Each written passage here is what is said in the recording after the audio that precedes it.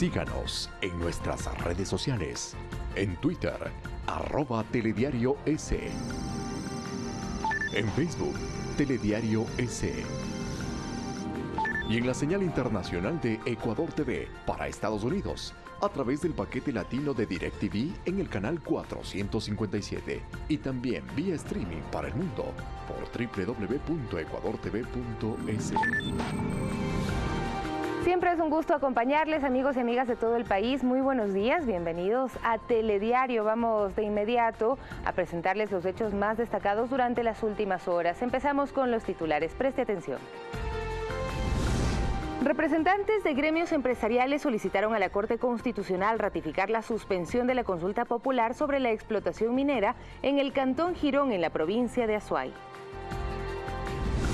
La Unión Europea otorgará 51 millones de dólares no reembolsables a Ecuador para el desarrollo de la frontera norte y la reconstrucción en las provincias de Manabí y Esmeraldas.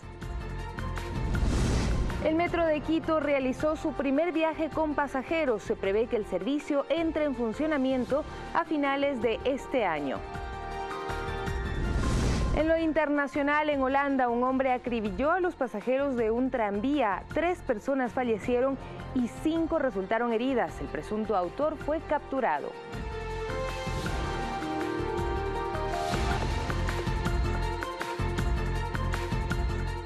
Iniciamos. El presidente de la República, Lenín Moreno, y el alcalde de Quito, Mauricio Rodas, fueron parte de las autoridades que participaron del primer viaje con pasajeros del Metro de Quito, la obra de movilidad más importante de la capital, que entrará en funcionamiento a finales de este año. Desde noviembre del año anterior, los vagones del Metro de Quito que llegaron al Ecuador comenzaron a probarse sobre los rieles. No obstante, este 18 de marzo el examen fue dinámico. Tuvo pasajeros, quienes realizaron un recorrido desde la estación de Iñaquito hasta Jipijapa y viceversa.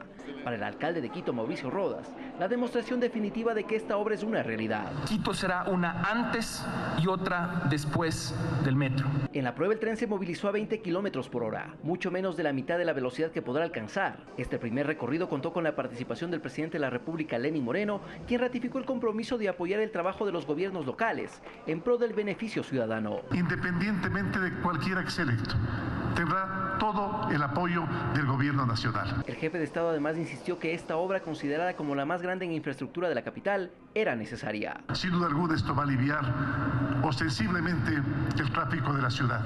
Recordemos que Quito tiene aproximadamente 500,000 vehículos. Los rieles han sido colocados en un 93% y las 15 paradas están listas en su infraestructura, excepto la de Iñaquito, donde se podría operar inmediatamente. Este mismo día se pudo observar su pintura y decoración, que incluso cuenta con una foto de Quito para dar la bienvenida a los usuarios.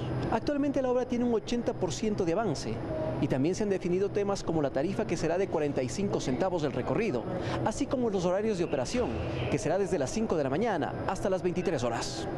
En total serán 18 trenes los que movilizarán no menos de 400,000 personas al día. Lo hemos logrado de manera ejemplar.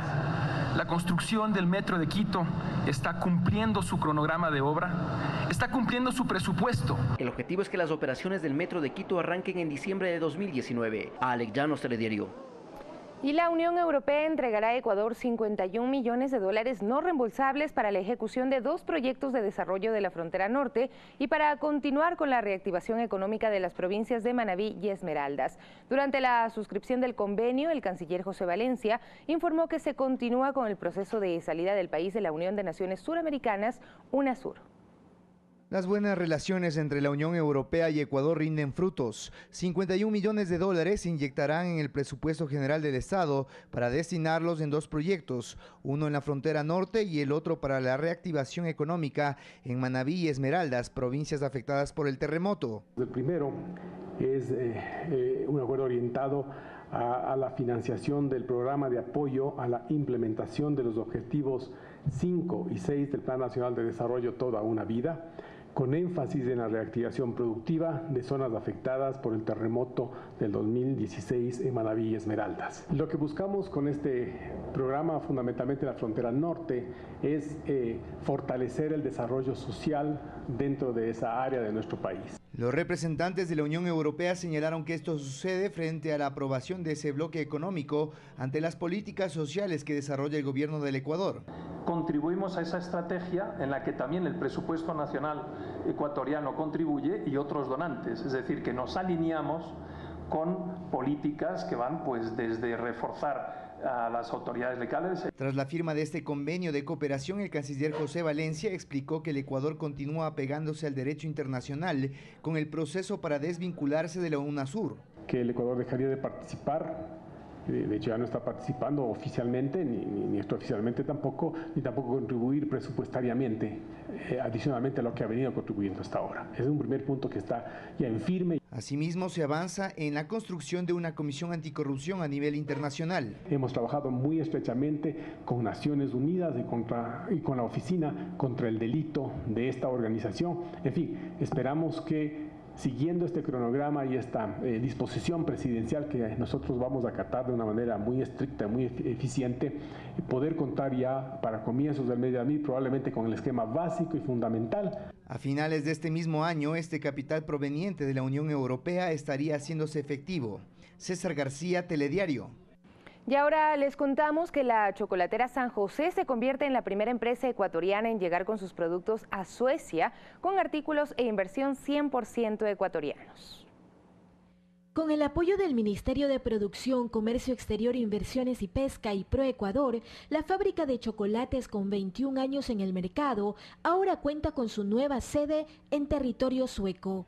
Nos dijeron la Superintendencia de Compañías en Suecia que somos los primeros con inversión, con dinero ecuatoriano en abrir una empresa en Suecia. Hemos tenido mucho apoyo de la embajada y de ProEcuador en todos los países. La hacienda con 400 hectáreas de cultivo de cacao, ubicada en la provincia de Los Ríos, genera más de 400 plazas de trabajo.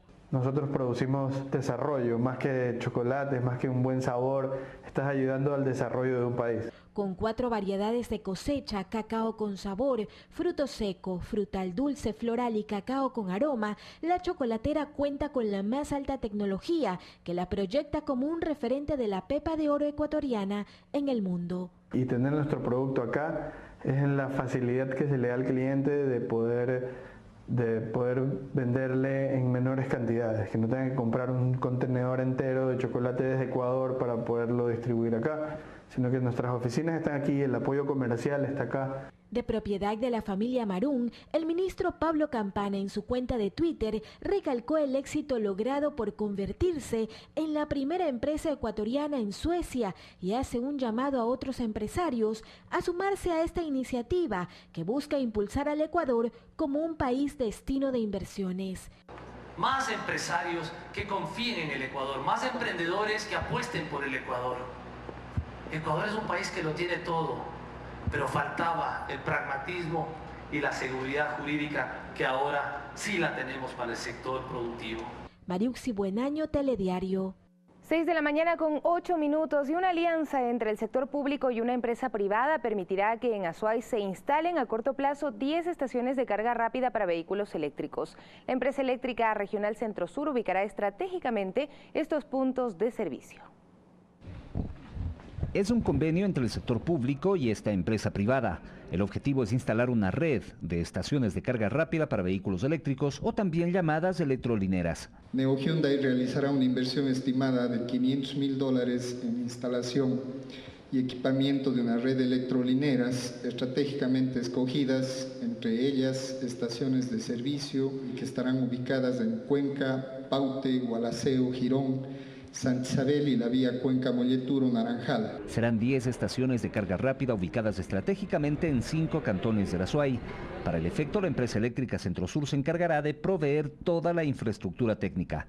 La Centro Sur suministrará la potencia y energía necesaria para la normal operación de las estaciones de recarga de vehículos eléctricos. La primera estación ya está en la ciudad y cumple una fase de pruebas en la Universidad de Cuenca. Entrará en funcionamiento en pocos días. Qué bueno que hoy día seamos testigos de que las alianzas entre el sector privado y el sector público funcionan y funcionan bien. En las electrolineras, un vehículo eléctrico podrá cargar energía en un tiempo estimado entre 20 y 25 minutos. En los hogares, el vehículo necesita un tiempo de carga promedio de 18 horas. César Tacuri Vintimilla, Telediario.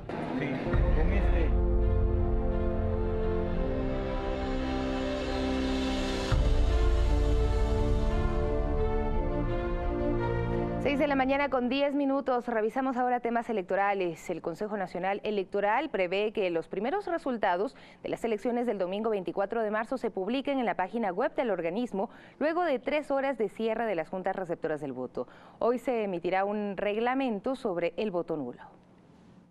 Cuando restan 6 días para los comicios seccionales y del Consejo de Participación Ciudadana y Control Social, el máximo organismo electoral dio a conocer cómo se procesarán los resultados el domingo 24 de marzo.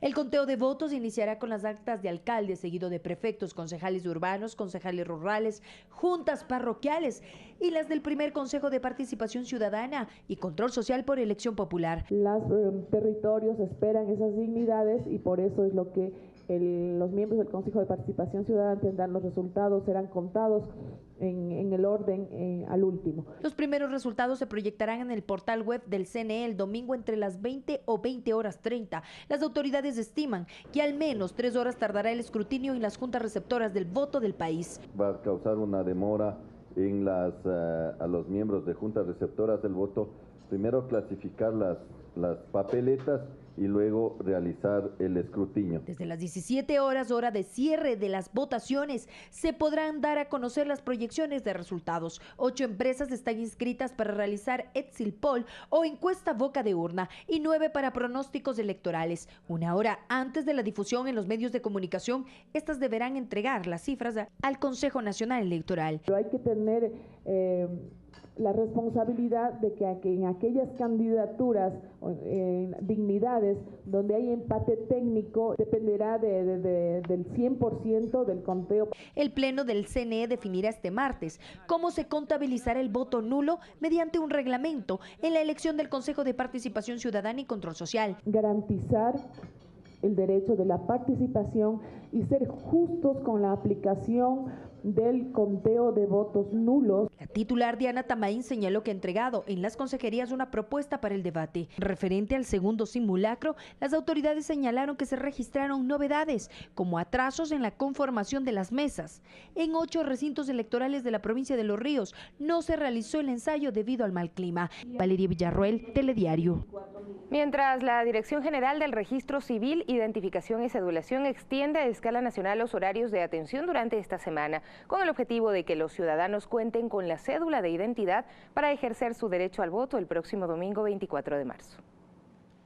El horario de atención habitual se amplía. Esto como parte del plan de acción del registro civil para las elecciones del próximo 24 de marzo. Esto va a permitir para poder, con la finalidad de asegurar la identidad de los ciudadanos y puedan obtener su documento habilitante para ejercer su derecho al voto, sea por los canales presenciales o virtuales. Del 18 al 24 de marzo la atención será de lunes a viernes de 8 a 18 horas, sábado de 8 a 18 horas y domingo de 8 a 14 horas. Está bien porque así ayuda a la ciudadanía, sobre todo a las personas que no tienen cédula o que se les ha extraviado la cédula. Que no esperen la ciudadanía para a última hora venir a sacar. Que no esperen último tiempo, que aprovechen el horario extendido y que aquí te atienden con amabilidad. Adicional a esto, la Dirección del Registro Civil incorpora el servicio de agencia virtual, donde se puede obtener el duplicado de la cédula. El ciudadano entra al link virtual.registrocivil.gov.es, se registra por medio de una tarjeta de crédito, sea Visa o Mastercard, puede realizar su pago y a partir de 2 horas que finalice este proceso, que no demora más de 15 minutos, puede ir a retirar su cédula, su documentación a las agencias principales. La jornada ampliada será en las 38 agencias en todo el territorio nacional. Guadalupe Ayoví, Telediario. 6 de la mañana con 14 minutos. Ahora revisamos la propuesta de uno de los candidatos al Consejo de Participación Ciudadana y Control Social. Soy el doctor Marcos Molina Jurado, candidato al Consejo de Participación Ciudadana y Control Social. ¿Cuál va a ser su postura en torno a lo realizado por el Consejo Transitorio? Avalarlo no. Debo suponer que lo establecido y lo que ha ocurrido con el Consejo Transitorio está hecho y que hay que continuar adelante. Las instituciones están funcionando, pero me cabe el derecho a poderlo revisar de acuerdo al decreto 173 que me da la Constitución, que me dice que todo acto administrativo puede ser impugnable o puede ser revisable. Frente a las voces que sugieren la desaparición del Consejo de Participación Ciudadana, ¿cuál es su criterio? Es un despropósito más de los grupos que están en la oposición y que quieren terminar con el Consejo de Participación Ciudadana, creando un voto nulo que es un voto anticonstitucional. Vivimos en un Estado de derechos y de justicia social. Por lo tanto, eso se aleja de lo constitucional y no se puede permitir. Por lo tanto, el voto nulo no debe darse en el país. ¿Qué parámetros aplicará para nombrar a las autoridades que deben ser designadas por el Consejo de Participación Ciudadana? El manejo de este Consejo de Participación Ciudadana, aparte de lo técnico y lo político, es un manejo moral, es un manejo ético, es un manejo en el cual los integrantes tenemos el derecho y tenemos la posibilidad de encontrar a la gente más idónea para que ocupen los cargos más importantes del Estado. Y por lo tanto tenemos que tener esa parte moral y ética para encontrarlos y para decidir quiénes van a tener el control del Estado. ¿Cuál será su plan de trabajo? Promover la democracia y la gobernabilidad mediante los órganos de control, evitando así la corrupción y la impunidad. Debemos fiscalizar y debemos encontrar dónde están los dineros que se llevaron de este país. Por lo tanto, esa será mi primera función.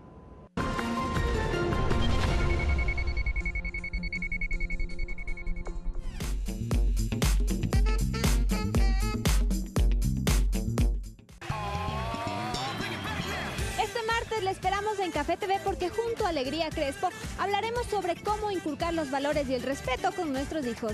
También disminuyó la carga administrativa para los docentes a nivel nacional. Le daremos detalles. Música y gastronomía, no se lo pierda, 10:40 de la mañana. Como siempre por Ecuador TV, le esperamos. Comparte la emoción. Este 24 de marzo elegimos consejeras y consejeros del Consejo de Participación Ciudadana y Control Social. ¿Cuál es su trayectoria? Ecuatorianos, serví por 36 años a la Armada Nacional, de la que fui su comandante. ¿Cuál es su propuesta? En esta lucha contra la corrupción, garantizo que lo haré con liderazgo, independencia y honestidad. ¡Viva el Ecuador! Si Alan Molestina es tu voz, vota por él este 24 de marzo y hazte escuchar. Decisión en democracia. Este 24 de marzo, en todo el país, elegiremos alcaldes, prefectos y viceprefectos, concejales urbanos y rurales y vocales de las juntas parroquiales. Además, a los 7 consejeros del Consejo de Participación Ciudadana y Control Social. En el cantón Limón Indanza, provincia de Morona, Santiago, se instalarán 41 juntas electorales para que 9.171 votantes acudan a elegir un alcalde o alcaldesa y 5 concejalías. Limón Indaza, tú eliges, tú decides, tú cuentas. 24 de marzo, elecciones seccionales Ecuador 2019. CNE, confianza y participación en democracia. Noticias, política, cultura, actualidad. Una mirada a profundidad de los acontecimientos de nuestro mundo. Enfoque Mundial. Todos los sábados a las 21 horas. Por Ecuador TV. Comparte la emoción.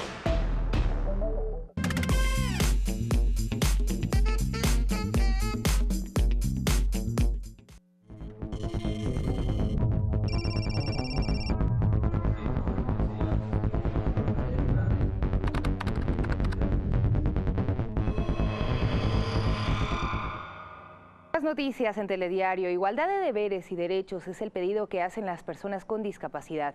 Actualmente uno de los mayores obstáculos que deben afrontar es movilizarse dentro de la ciudad. La superación es una de las características que destaca a este grupo humano. Así lo demuestra Cristian Valdivieso, quien sufre de cuadriplegia desde los 19 años y es beneficiario del bono Joaquín Gallegos Lara. Actualmente se comunica a través de una tablet y una vara. Su padre, Luis Valdivieso, cuenta qué le sucedió. Con un pingo le da un palazo en la cabeza, le botan al suelo, le patean, lo que nos dijeron los médicos. Él no va a ver, no va a hablar, no les va a reconocer. Ahora ya está la manito hasta acá, mueve la cabeza.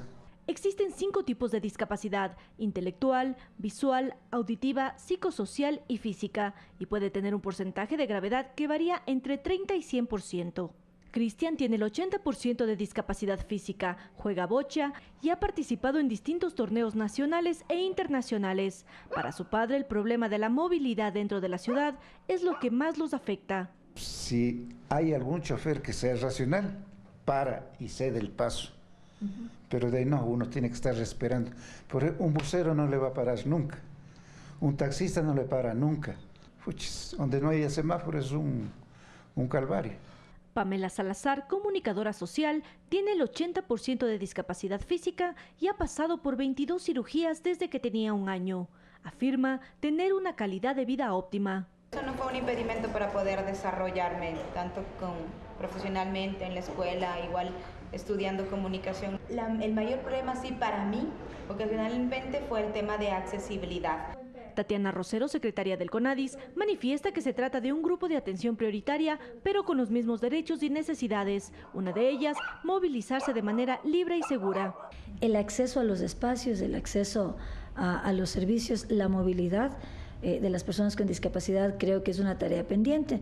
No es una tarea solamente del Ejecutivo, es una tarea también de los gobiernos autónomos descentralizados. Y por ello hacen un llamado. El CONADIS ha hecho un requerimiento a los candidatos para que nos planteen dentro de las políticas de discapacidad cuál es su propuesta. Este criterio es compartido por Pamela Mendieta, arquitecta y activista de movilidad sostenible. Si es que de verdad un candidato a alcalde quiere cambiar esta ciudad para que todos podamos realmente tener una calidad de vida mejor, tiene que empezar garantizando la movilidad de los más vulnerables.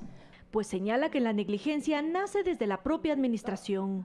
Desde la municipalidad mismo no hay la sensibilidad para entender que una valla de publicidad a una persona no vidente le puede causar un verdadero accidente.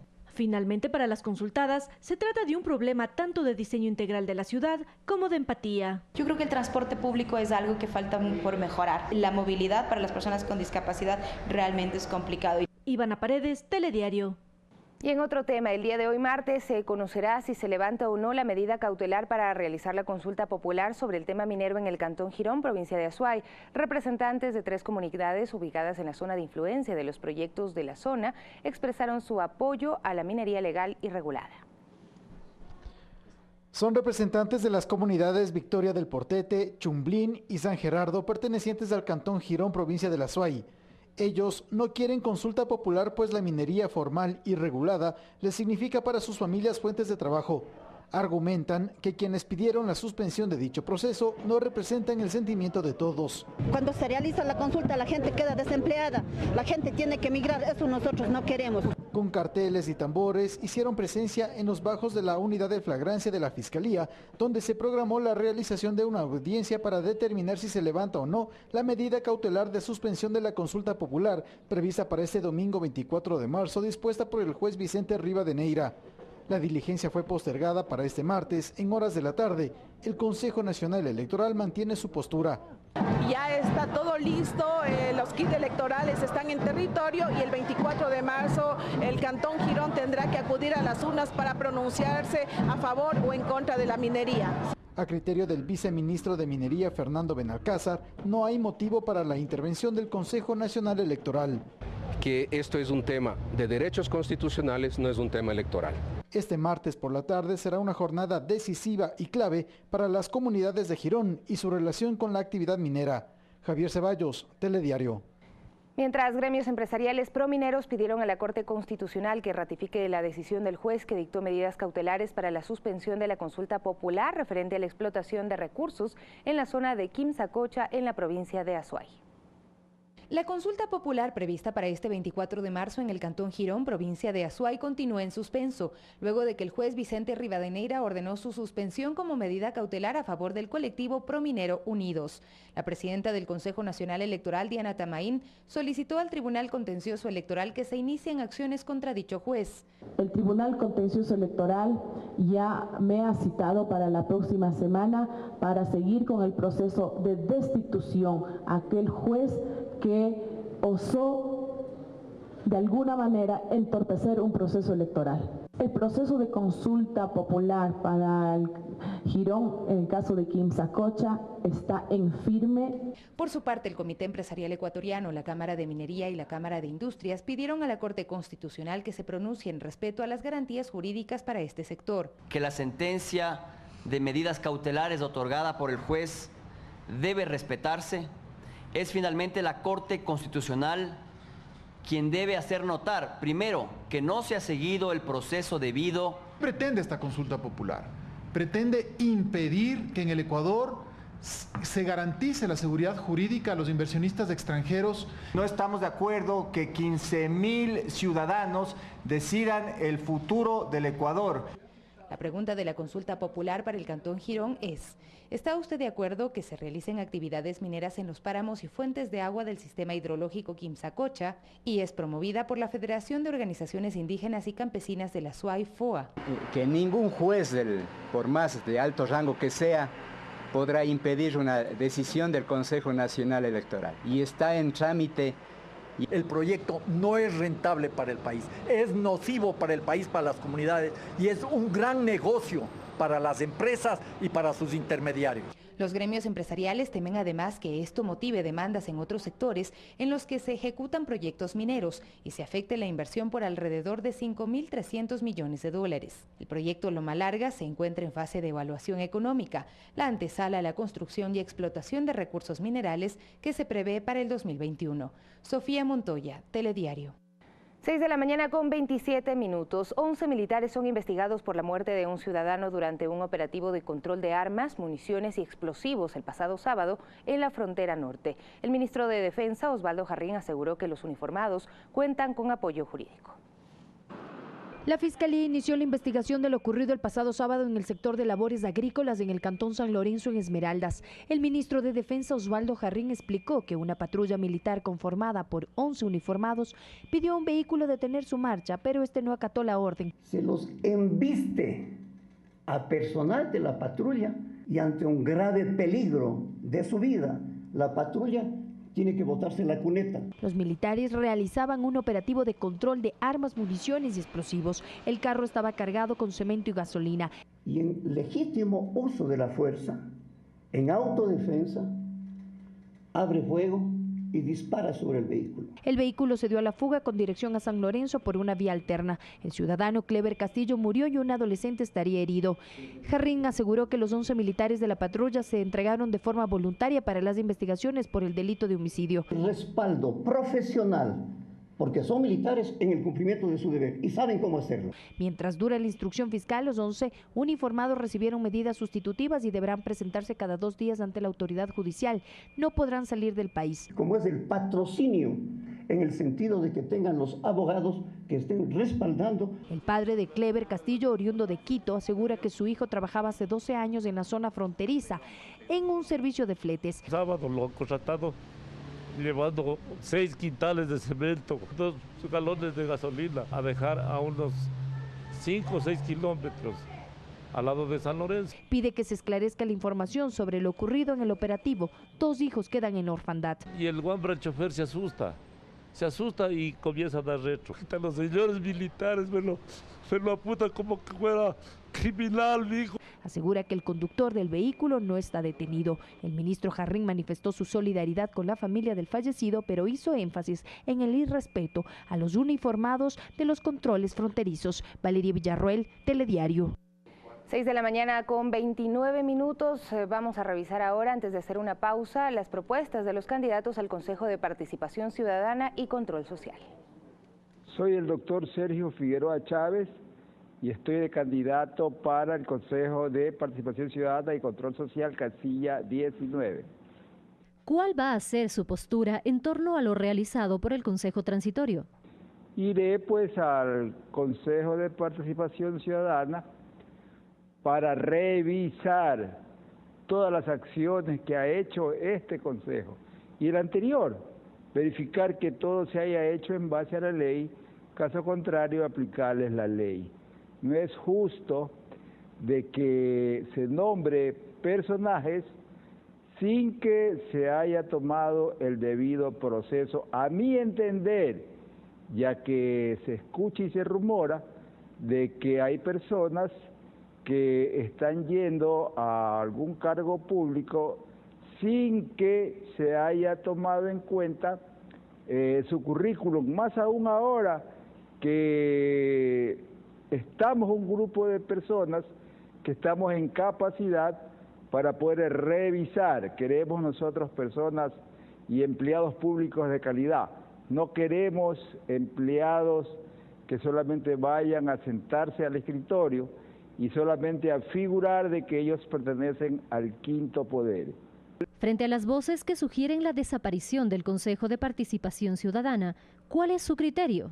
Eso de hacer desaparecer el Consejo de Participación Ciudadana y Control Social es inconstitucional. La Corte Constitucional no se puede meter en este momento que estamos en un acto eleccionario, en donde tiene que ver y prima el Código de la Democracia. Cualquier acto que la Corte Constitucional tome en cuenta o le dé trámite, estamos hablando de una inconstitucionalidad. Y para poder cambiar, tenemos que irnos a la Constitución. Y todos sabemos cuál es el trámite a seguir para poder cambiar la Constitución. A estas alturas no cabe. Lo que pasa es que los políticos de siempre y todos los empleados públicos que están en funciones ya están viendo el tema delicado por todos los actos que se han cometido, en especial aquellos que inclusive están en el exterior, que tienen que rendir cuentas cuando vengan acá. ¿Qué parámetros aplicará para nombrar a las autoridades que deben ser designadas por el Consejo de Participación Ciudadana? Los parámetros para poder designar a las autoridades que la ley le permite al Consejo de Participación Ciudadana y Control Social está plasmado en la ley, está plasmado en la Constitución. Lo que tenemos que hacer nosotros es aplicar la ley, nada más. No puedo yo decir otra cosa que lo que dice la ley. Es más, el concurso debe tomarse los mejores parámetros para que vayan las personas más idóneas, inclusive que tengan un currículum no de ahora solamente, sino de atrás, porque el pueblo lo que quiere es empleados públicos de calidad. Así como uno dice médicos de calidad, también nosotros queremos políticos de calidad. No queremos políticos que solamente se van a llenar los bolsillos, no queremos políticos que en alguna ocasión van y solamente a llenarse los bolsillos. ¿Cuál será su plan de trabajo? Más allá del plan de trabajo que el pueblo ecuatoriano debe saber, pues debo decirle que está plasmado en el artículo 5 de la Ley Orgánica de Participación Ciudadana y Control Social. Lo que tiene que saber el Ecuador y el pueblo ecuatoriano es sus derechos que están plasmados en el artículo 208 de la Constitución. Mi conducta, mi honestidad, mi reputación es suficiente garantía para poder abrir las puertas al pueblo ecuatoriano, que estén seguros de que vamos a combatir la corrupción tal cual como dice la ley, y que a escuchar las diferentes inquietudes que tiene el pueblo en cuanto a las normativas que ellos quieran plantear. Hoy por hoy no es posible de que hayan dos vicepresidentes que hayan sido nombrados por el presidente de la República, cuando todos sabemos que el que nombra al vicepresidente es el pueblo ecuatoriano. ¿De qué vale que se lo haya llamado a que vaya a votar si ahora el que elige son los políticos y eligen los que están siempre dentro del quehacer político en sí?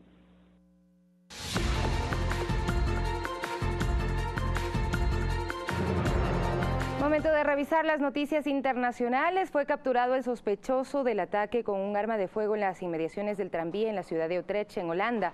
El hecho dejó al menos 3 muertos y 5 heridos.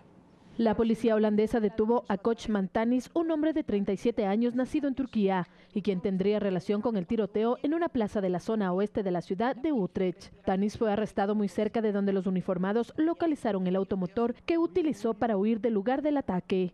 La fiscalía a cargo de la investigación confirmó que se toma en cuenta un motivo terrorista, mientras la policía no dio detalles de los motivos del ciudadano turco para perpetrar el ataque. Que personas inocentes hayan sido arrancados de su entorno de esta manera es terrible. En nuestros pensamientos está con las familias que han perdido en un momento tan dramático a una persona cercana, y también estamos con los heridos que luchan por su vida. Según testigos, el hombre sacó un arma, disparó de forma aleatoria y continuada contra los usuarios de las inmediaciones de una estación del tranvía. El gobierno de Holanda decretó el nivel máximo de alerta terrorista en la provincia. Todos los Países Bajos toda Holanda está conmocionada y mañana será un día de luto nacional. Desde todos los rincones del mundo nos llegan señales de solidaridad. Fernanda de la Bastida, Telediario. Y también la Cancillería ecuatoriana, a través de un comunicado, condenó enérgicamente el tiroteo perpetrado en el tranvía de la ciudad de Utrecht, en los Países Bajos. Además, expresó al gobierno holandés y a los familiares de las víctimas de este crimen sus sentidas condolencias por la irreparable pérdida de vidas humanas, así como su solidaridad frente a las personas que resultaron heridas. En otro tema, varios sectores de Caracas, en Venezuela, sufrieron la mañana de este lunes un apagón mientras habitantes de las urbanizaciones del este de la capital protestaron para exigir el restablecimiento de la energía eléctrica y el suministro de agua. El apagón también afectó a las localidades de Guarenas y Guatire, ubicadas en el estado Miranda.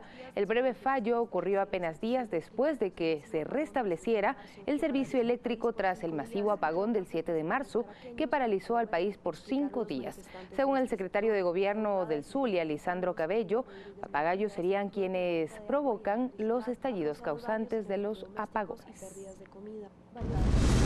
Repudio colectivo genera el asesinato del periodista hondureño Leonardo Gabriel Hernández, quien fue abatido este domingo a tiros por un hombre que se transportaba en una bicicleta en la ciudad de Nacaome, departamento de Valle. Según la Comisión Nacional de los Derechos Humanos, CONADE, con el crimen de Hernández suman 77 las personas ligadas a los medios de comunicación en Honduras que fueron asesinadas desde 2001 hasta la fecha. Han sido asesinados en el país. Y el expresidente de Perú, Alejandro Toledo, fue detenido y llevado a una prisión en San Francisco, Estados Unidos, por presuntamente encontrarse en estado de ebriedad en un restaurante. Según informó la Cancillería peruana, su liberación se dio horas después, ya que el estado de embriaguez en un local es una falta que no amerita mayor tiempo de reclusión. Mediante una entrevista telefónica a la cadena RPP, Alejandro Toledo desmintió haber sido arrestado. Y les contamos que en el municipio de Mulegé, en el estado mexicano de Baja California Sur, se fundó hace más de 100 años una cárcel muy particular, sin puertas y con muchos privilegios para los reos, quienes debían regresar a prisión en la tarde. La famosa cárcel se cerró tras 60 años de funcionamiento en esta localidad de Mulegé, que actualmente tiene unos 4.000 habitantes y que paradójicamente también fue construida por manos de reclusos. Hoy en día esta peculiar penitenciaría es un popular museo visitado sobre todo por turistas que llegan por carretera y se dirigen a otros destinos turísticos como La Paz y Los Cabos. Y gracias a ustedes por acompañarnos a partir de este momento. Hoy estarán con nosotros Luis Verdesoto, consejero del CNE. A una semana para la elección de autoridades seccionales y de miembros del Consejo de Participación Ciudadana y Control Social, subsiste la polémica respecto del criterio que se usará para contabilizar los votos nulos. Además, Paulina Recalde, directora de Perfiles de Opinión, investigadora de opinión y analista bajo la prohibición de dar cifras de encuestas, con ella analizaremos las corrientes de la opinión electoral que podrían ser determinantes en estas elecciones. El factor de los liderazgos locales, la indecisión, el voto vergonzante y el voto nulo. Escenarios posibles para la jornada de este domingo 24 de marzo. Y finalmente, Mario Pazmiño, asesor en seguridad. ¿Qué pasa en la frontera norte? Y el reciente caso que involucra a miembros de una patrulla de las Fuerzas Armadas con la muerte de un ciudadano en la provincia de Esmeraldas. Temas y personajes de esta mañana en Primera Impresión. Buenos días.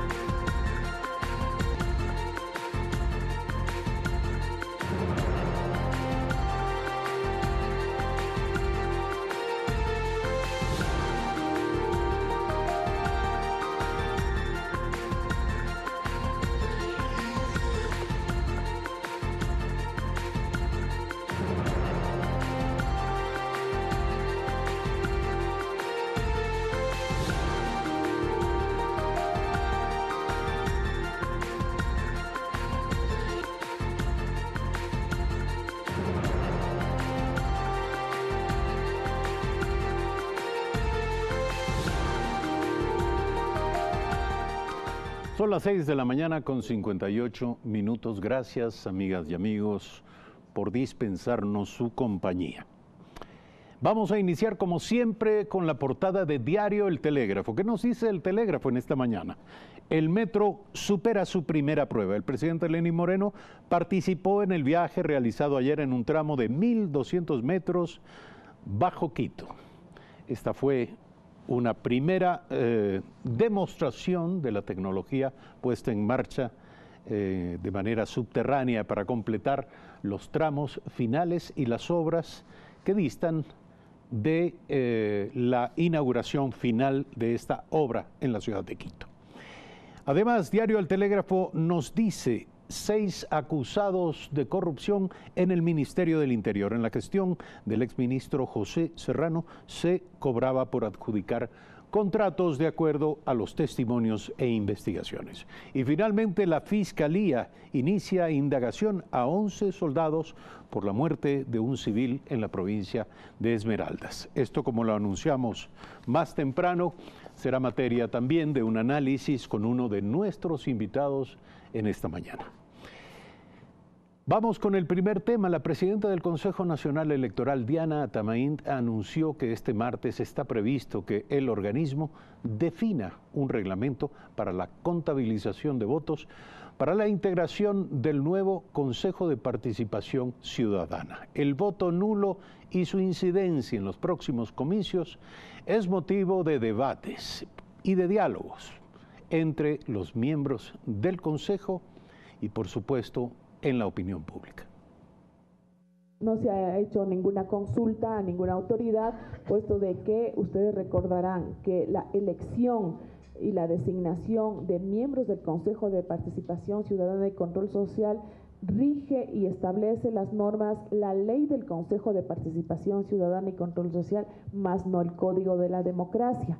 El Código de la Democracia pasa a ser una ley supletoria, lo dice así la ley del Consejo de Participación Ciudadana y Control Social.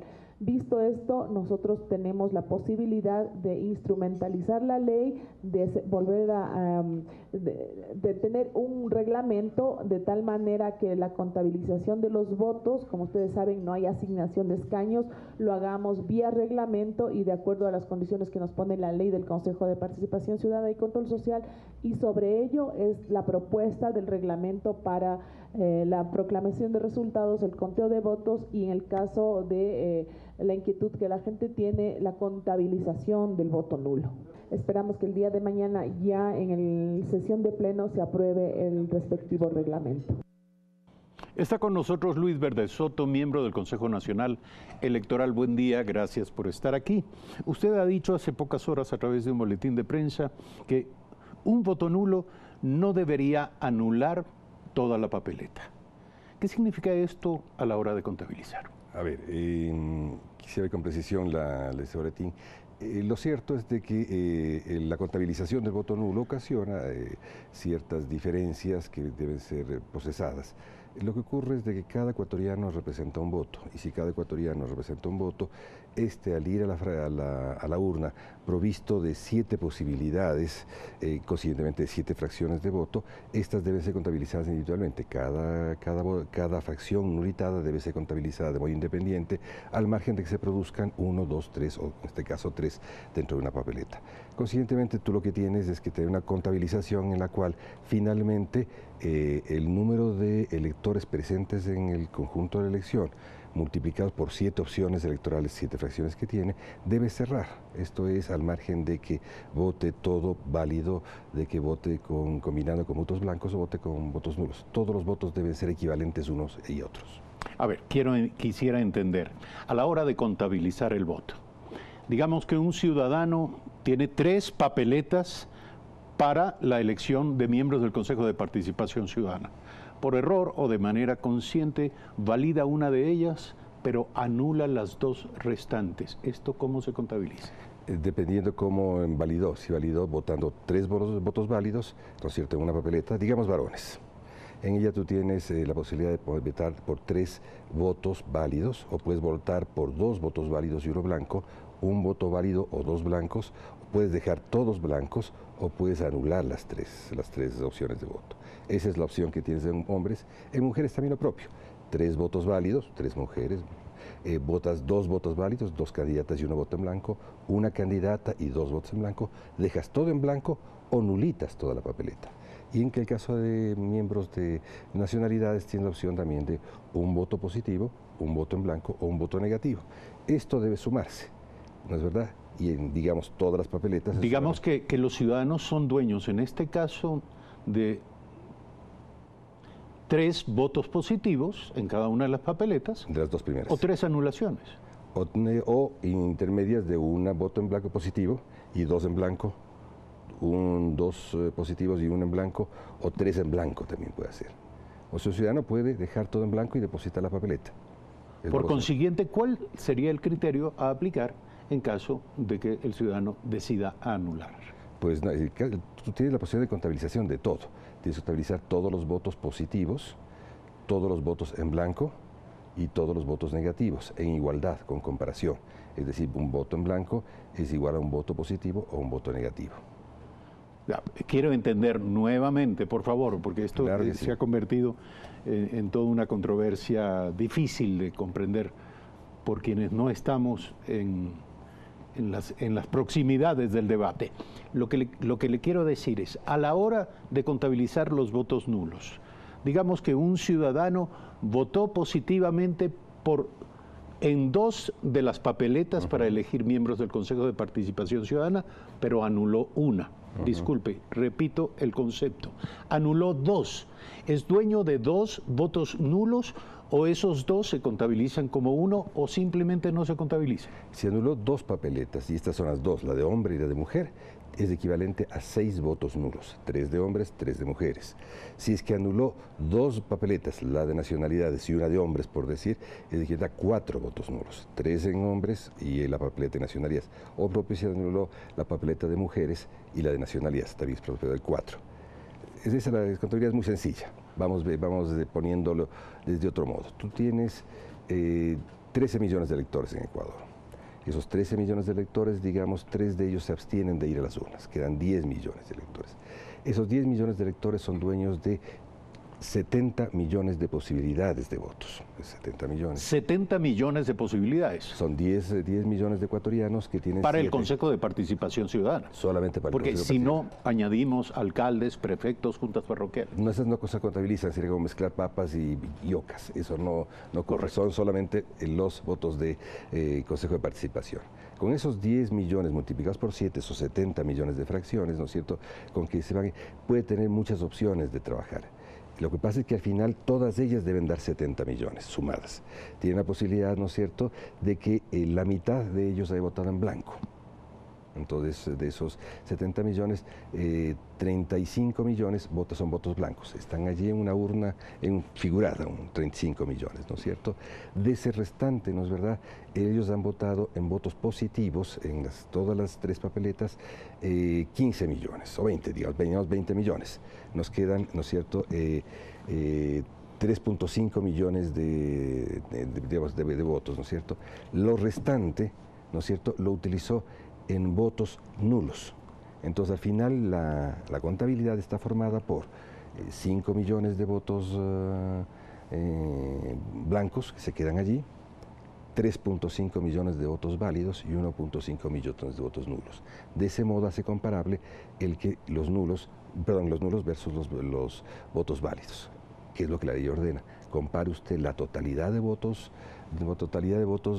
válidos con la totalidad de votos nulos. Ahora, si nos ilustra en términos de millones de votos, probablemente se nos complica la posibilidad de entenderlo. Es más sencillo saber qué pasa con un voto, con un solo voto. Si un ciudadano nuevamente, y aquí quiero liquidar la duda definitivamente, si un ciudadano anula las 3 papeletas para elegir miembros del Consejo de Participación Ciudadana, en su criterio, esto debe ser contabilizado como 7 votos nulos. Así es.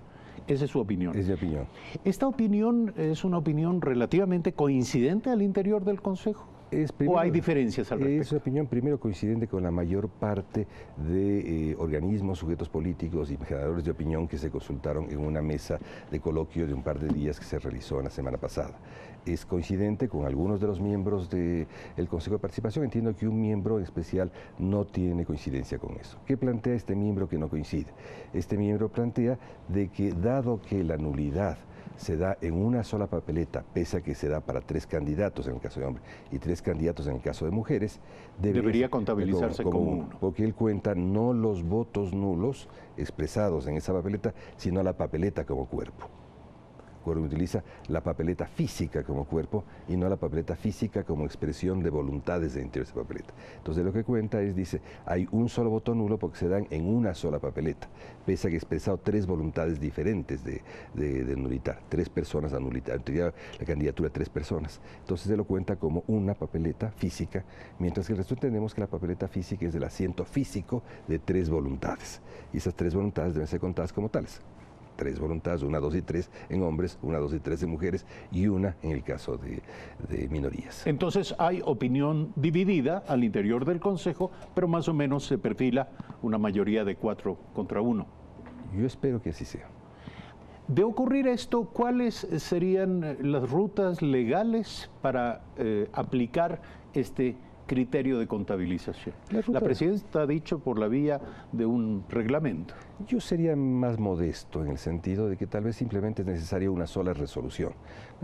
Evitaríamos cualquier interpretación pequeña que pueda hacerse al respecto. Simplemente una mera resolución podría dar lugar a que la contabilidad sea de este modo. No hay necesidad de más a mi criterio. De hecho, yo he propuesto una resolución el día de ayer y está ahí en curso hacia el pleno del Consejo Electoral. Hoy sabremos entonces la decisión del Consejo. Si es que la presidenta decide incluirlo en el orden del día y si es que el conjunto de consejeros admiten que yo plantee esto como un punto del orden del día. Luis Verdesoto, miembro del Consejo Nacional Electoral, y la controversia respecto de la contabilización de los votos nulos en las próximas elecciones. Gracias por aceptar esta invitación. Hacemos un brevísimo corte, regresamos de inmediato con nuestros siguientes invitados.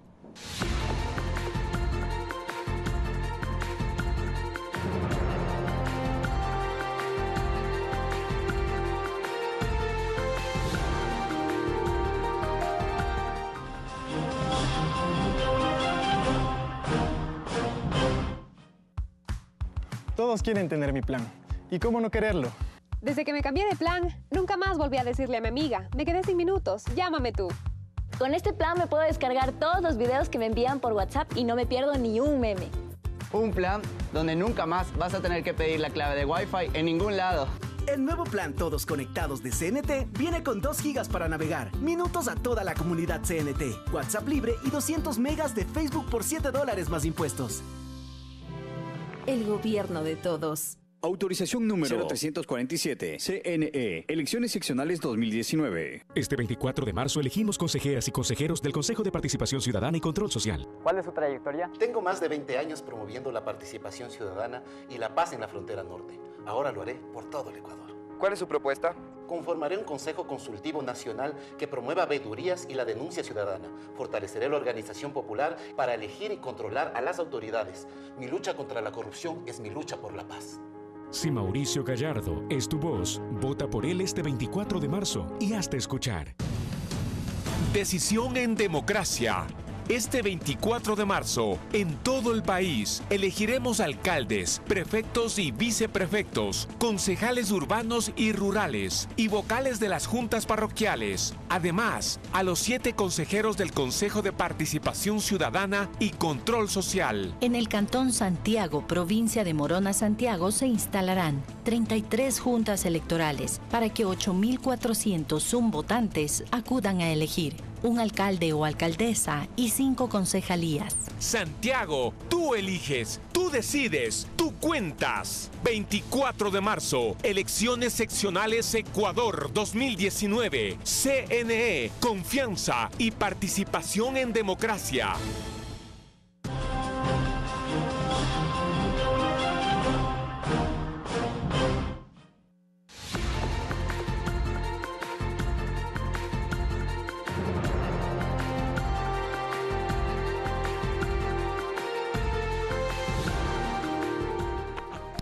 Son las 7 de la mañana con 13 minutos. El Código de la Democracia establece fuertes sanciones para los medios de comunicación que divulguen encuestas en los días previos a una elección.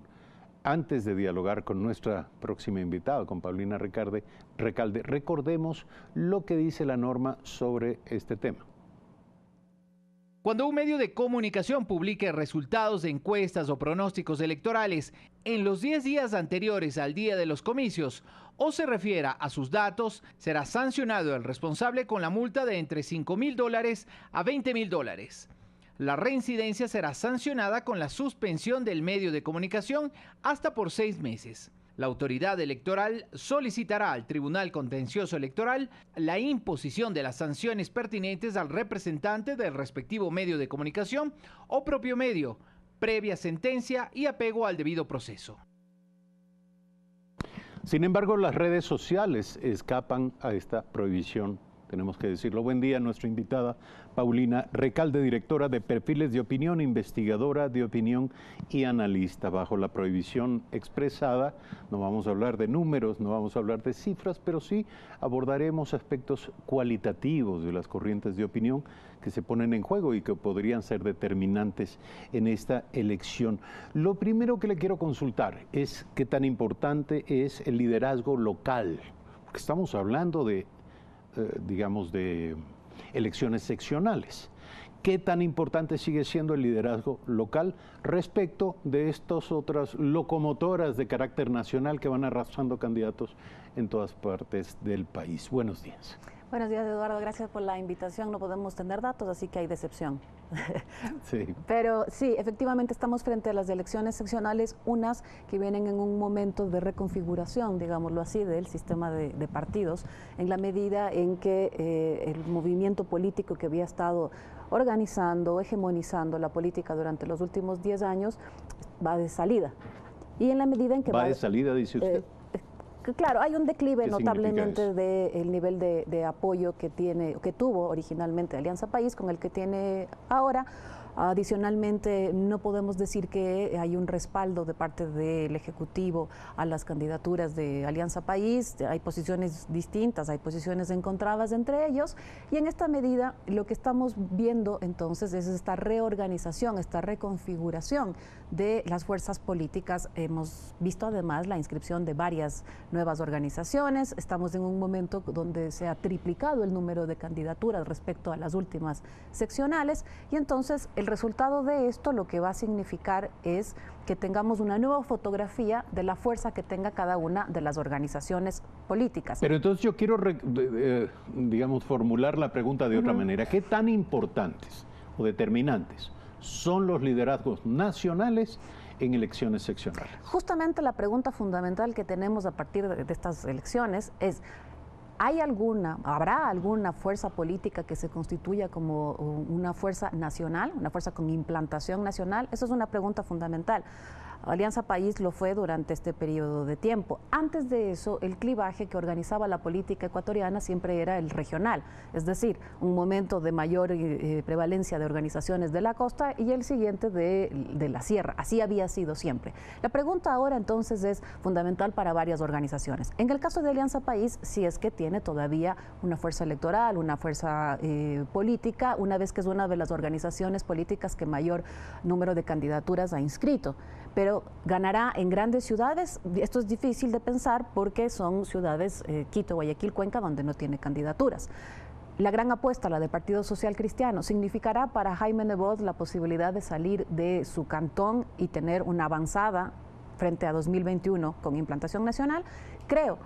En el caso de esta fuerza política, la que llegó finalista a las elecciones presidenciales, logrará tener también fuerza a nivel de varias ciudades y a nivel de varias provincias. Usted las plantea en forma de preguntas, yo no le voy a responder esas preguntas. Claro, pero la pregunta tiene que ver con que las fuerzas locales son importantes, juegan los liderazgos locales. Por eso es que hay figuras políticas, una de las más emblemáticas es una exalcaldía y candidatura actual en Paján que había sido presentada desde el velasquismo hasta actualmente con otras fuerzas políticas. Es decir, los liderazgos locales cuentan. Pero la pregunta fundamental para Ecuador es, ¿una organización política logrará tener en estas elecciones esta implantación nacional de la que hablamos? Este es el doble ¿Podría ritmo. haber sorpresas? Es la pregunta. O sea, ¿podrían emerger nuevos actores, nuevas corporaciones políticas, nuevas corrientes inesperadas? Yo diría que más bien la pregunta es qué pasa con estas organizaciones políticas sobre las que estoy hablando. Nuevos movimientos hay, de hecho se ha triplicado, como decía hace un momento, el número de candidatos y hay nuevas organizaciones inscritas. Pero la pregunta tiene que ver con estas grandes fuerzas políticas que hacen sus apuestas a nivel nacional y hacen de algún modo también varias de ellas una apuesta pensando hacia 2021. No descartamos que haya fuerzas, movimientos políticos que tengan un número interesante de alcaldías o de candidaturas, pero esto no necesariamente implica una gran proyección. El caso es Avanza. Avanza, por ejemplo, tuvo un número importante de alcaldías en las últimas elecciones. No obstante, esto no le significó una proyección nacional. Es una foto que le permitió tener una incidencia territorial de Bueno, su corta fundador duración. y líder principal está prófugo. Bueno, lo que quiero decir es que hay organizaciones que pueden tener una presencia en unas seccionales y que esto no necesariamente significa una proyección a largo plazo y a nivel nacional. Por las que he interrogado en este momento, y añadiría también al correísmo en esta interrogante, son las que están en cuestión respecto a cómo logran implantarse en el territorio y tener una proyección, sin duda alguna, hacia 2021 para las presidenciales. La indecisión será un enigma hasta el día mismo de las elecciones. ¿Hacia dónde podría decantarse si tal cosa es previsible? Bueno, la indecisión no se puede hablar en términos nacionales o en términos generales porque cada una de las elecciones seccionales tiene sus características. Si comparamos Quito y Guayaquil, por ejemplo, por hablar de dos ciudades emblemáticas, en Guayaquil la disputa de algún modo se decantó muy rápidamente por dos candidaturas, ahora no las vamos a mencionar, pero esto hizo que el porcentaje de indecisos fuera menor con un tiempo anticipado. La campaña empezó allá muy antes. ¿Pero la campaña cerró con muchos indecisos?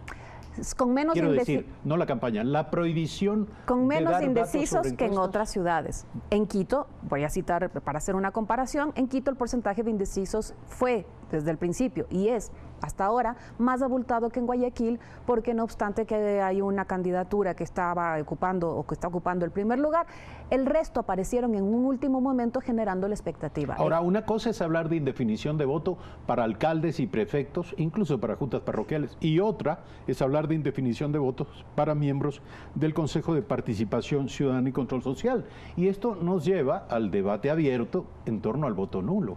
Sí. Estamos por primera vez en el Ecuador ante la posibilidad de que el voto nulo se constituya en una corriente cierta de opinión. A mí me parece que es extremadamente complejo lo que está viviendo el país respecto a esa elección por varias cosas. Porque hay un debate que se ha anticipado y hay un debate que incluso le ha ganado la pulsada a la que debió haber sido una campaña de información. ¿Qué quiero decir con esto?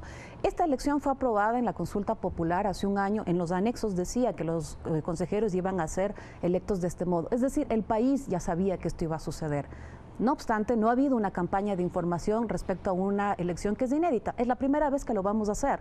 Normalmente uno habría pensado que el esfuerzo iba a estar encaminado a informarle a la población la posibilidad que tiene de votar por 3 hombres, 3 mujeres y uno de población indígena. No obstante, en este momento está ocupando todo el debate, fundamentalmente estas presunciones de qué podría significar el voto nulo. Voto nulo va a haber, sin duda alguna, porque es un derecho de la población votar de ese modo. Voto nulo puede haber además por esta equivocación, este voto nulo involuntario de gente que no sepa cómo votar y termine anulando. La pregunta es, ¿por qué o qué fuerzas políticas tienen la intención de dotarle a este voto nulo de tal o cual significado? ¿Y quiénes podrían capitalizar esto en el futuro?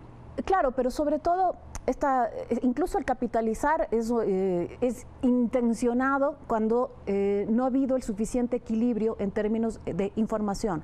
Información simplemente de qué se trata, por qué esta elección, cuántos votos se puede tener, y lo que en este momento es más complicado y más preocupante todavía es que estemos a menos de una semana de las elecciones y aún no sepamos cómo se van a contabilizar los votos. ¿Usted tiene una opinión al respecto? Sí, me parece que lo razonable habría sido pensar que si tienes voto en una papeleta, voto nulo en una papeleta, eso equivalga a un voto. Cada papeleta. Es decir, si me permite, si hay 3 papeletas para la elección de miembros del Consejo de Participación Ciudadana, al menos 3 votos nulos, dice usted, o esos multiplicados por el número de candidatos que resultan anulados. Lo razonable me parece que una papeleta sea un voto nulo.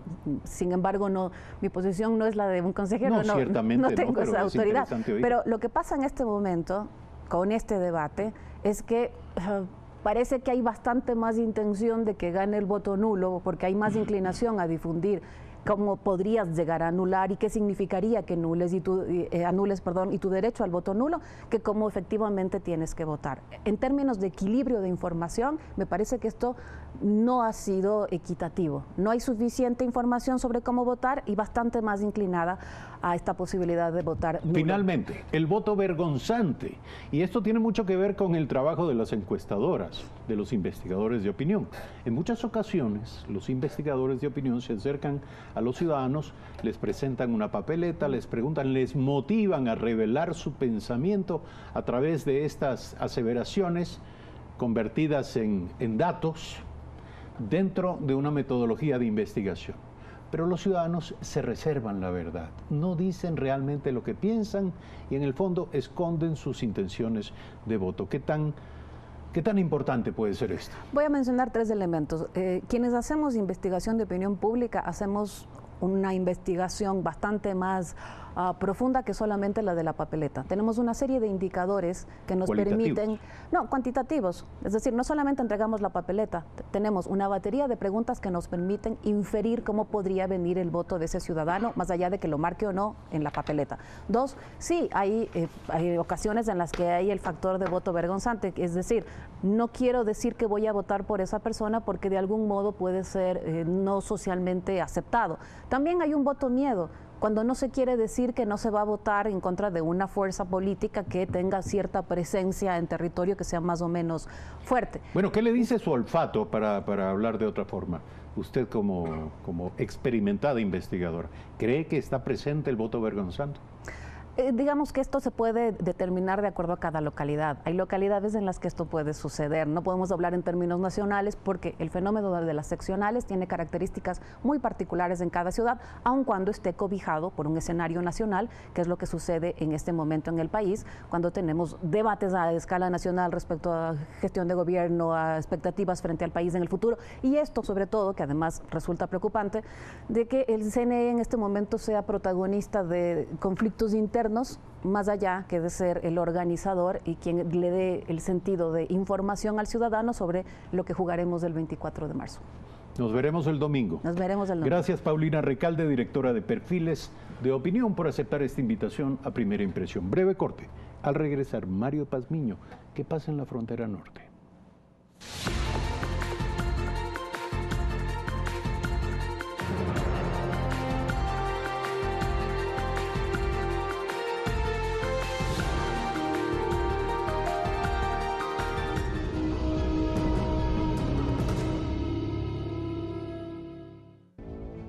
En estos caminos extremos, de selvas espesas y animales peligrosos, demostraremos las habilidades para sobrevivir en Dúo de Sobrevivientes.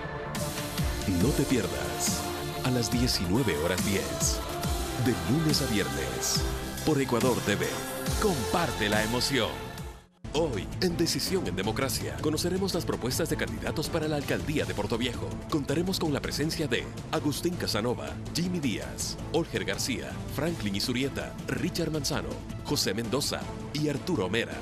Hoy, 22 horas, CNE, confianza y participación en democracia. ¿Sabías que cada vez que sirves un vaso de leche, contribuyes con los productores lácteos del país? Quienes cada día desde muy temprano realizan una ardua labor para procesar y distribuir la leche hasta que llegue a tu casa. El consumo diario de leche tiene muchos beneficios, previene enfermedades y es un gran aporte de energía para todos. Además, apoyamos a casi 2 millones de ecuatorianos que viven de esta actividad, fomentando el desarrollo tecnológico para producir un producto de excelente calidad. Toma leche, toma leche, toma leche. El gobierno de todos. Autorización número 0476. CNE. Elecciones seccionales 2019. Decisión en democracia.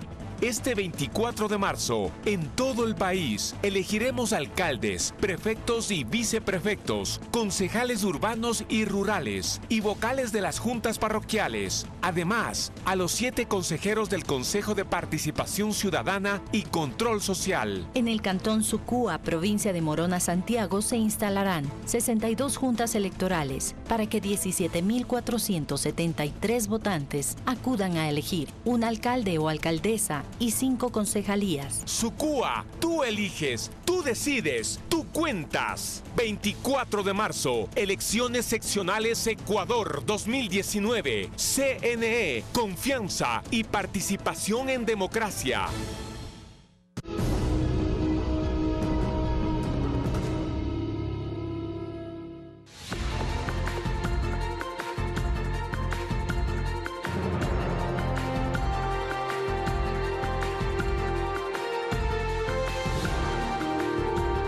Siete de la mañana, 29 minutos. Nuestro invitado Mario Pazmiño, coronel asesor en seguridad.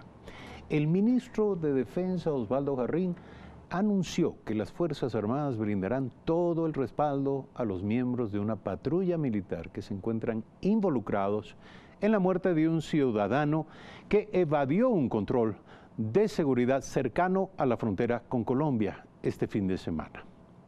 Jarrín recordó las acciones que se desarrollan para garantizar la seguridad ciudadana en la zona. Lograr una solidaridad, por supuesto, con el ciudadano fallecido Clever Castillo. Pero también hay necesidad de reconocer que la patrulla militar está cumpliendo órdenes. Todo lo que se está aplicando en la frontera norte, leyes, políticas de defensa y de seguridad de la frontera norte, planes estratégicos militares actualizados para la conformación de la Fuerza de Tarea Conjunta Esmeraldas. Todas estas medidas que se están tomando están teniendo un resultado positivo. Por esta razón, hay un ambiente de paz en estos 10 meses que se vive en la frontera. Pero indudablemente que se vive un ambiente de tensión también en la frontera. Pero esta tensión es el producto del irrespeto a la autoridad, del incumplimiento de las normas y las medidas de seguridad que se establecen particularmente en la frontera norte. La tensión no es por aplicar medidas de seguridad, por aplicar planes.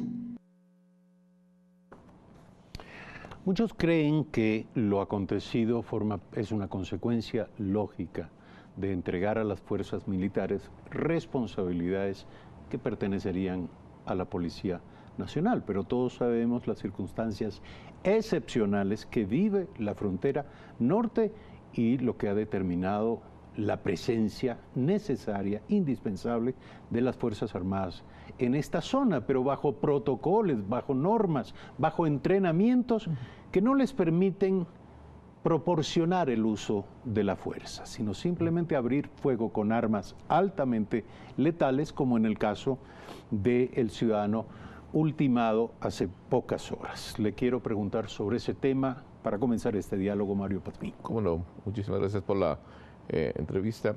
Yo considero que el uso progresivo de la fuerza que está aplicando la patrulla en el contexto de esta vía en el sector de Mataje hacia la frontera con Colombia, pues es un uso progresivo que se da el momento que la patrulla dispone un alto a un vehículo que se aproxima. Ese momento le está dando la primera disposición de que hay un contingente militar que está ahí y que tiene que realizar una requisa, de acuerdo a lo que está establecido. Sea policial, sea militar, pero le están dando la primera disposición. Señor, detenga su vehículo que vamos a hacer un chequeo. Sí. ¿Qué es lo que dice? Quiero ir concatenando los dos elementos. ¿Qué es lo que dice el señor Johnny, que es el otro que estaba ocupando el vehículo con la persona fallecida?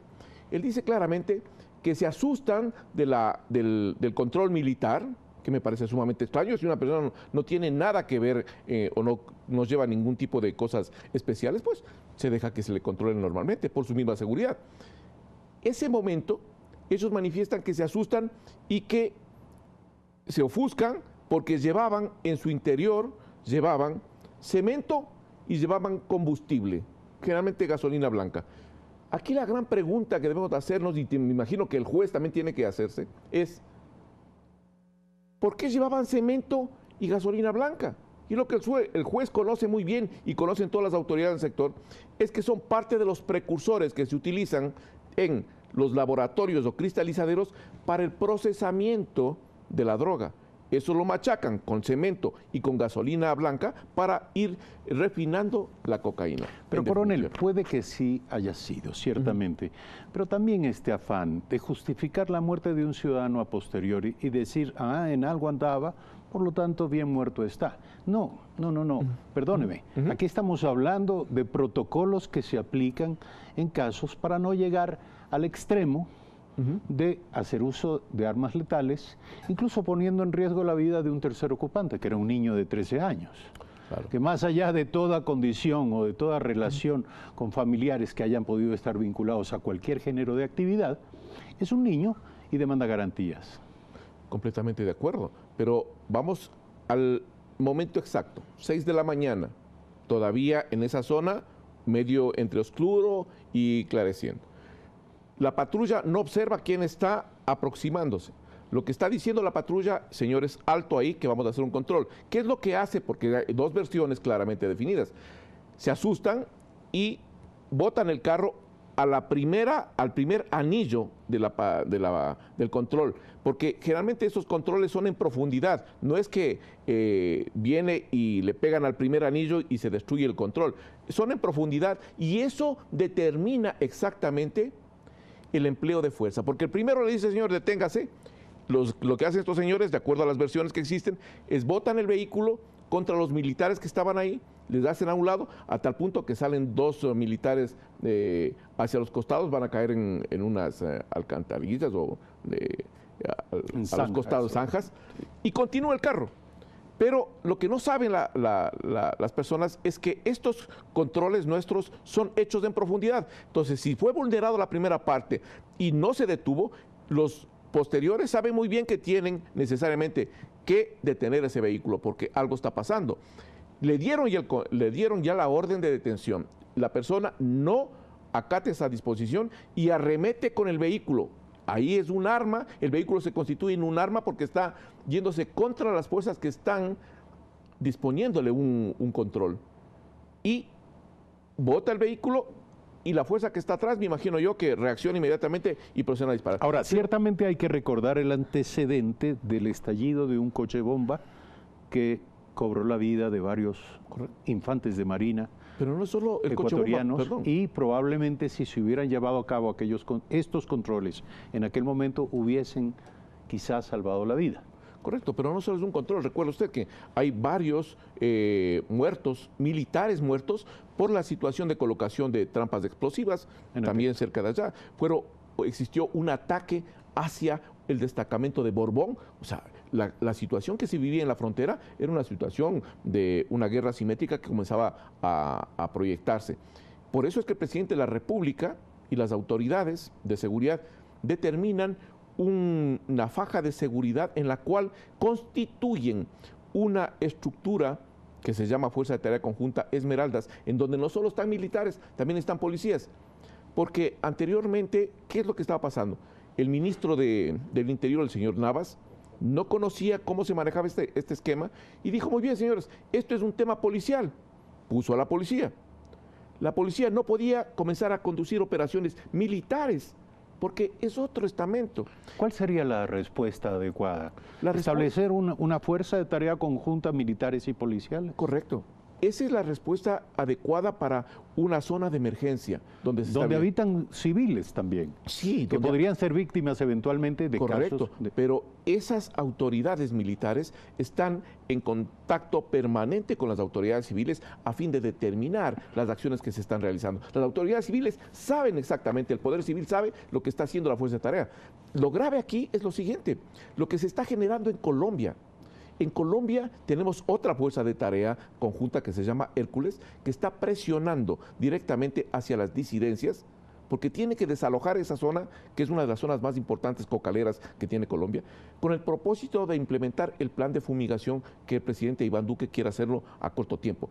Esto va a generar no solo el desplazamiento que ya vimos los ecuatorianos, cerca de 240 personas días atrás, hace un mes atrás, va a generar varios desplazamientos y desbordamientos, porque el rato que se comienza a presionar a las disidencias, a los grupos de insurgentes que están allá, la única salida que tienen es botarse a territorio ecuatoriano.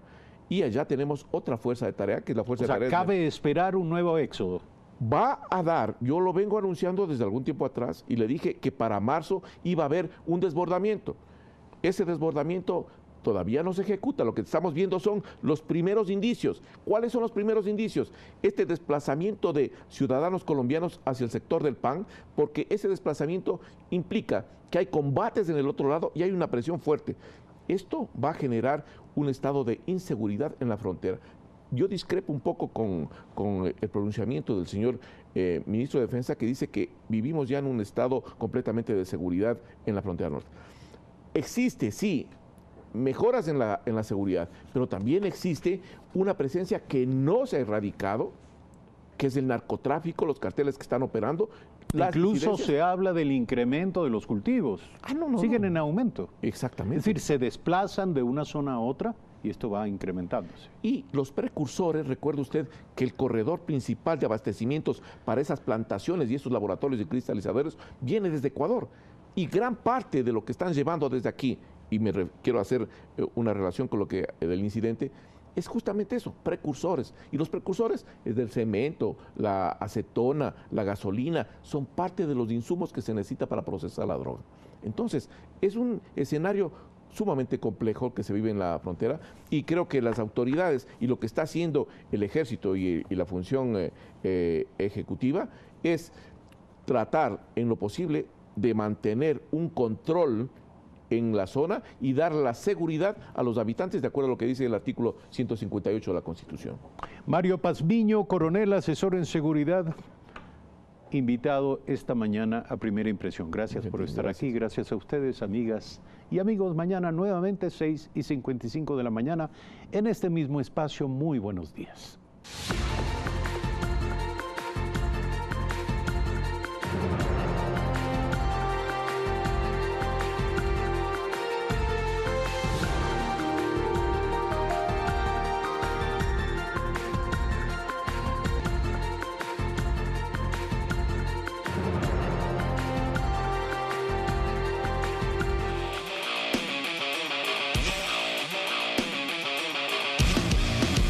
Somos un país que participa con comunidades activas y organizadas, con gente comprometida que escucha, analiza, decide.